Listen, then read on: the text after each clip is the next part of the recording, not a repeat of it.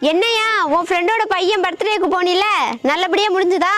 ஆட்டுக்கறி போட்டாங்கடி, சிறப்பா முடிஞ்சது. சரி, எங்க அவளை காணும்? பின்னால வந்துட்டு இருக்குடி.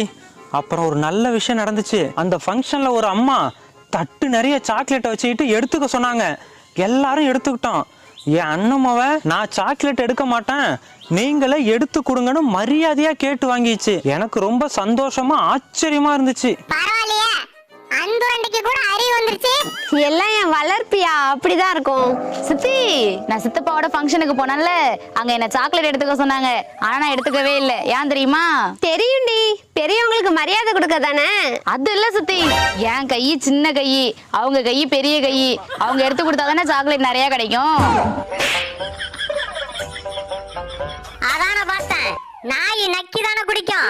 இன்னைக்கு நாகரிகமா நாற்காலியில உட்கார்ந்து குடிக்குதேன்னு.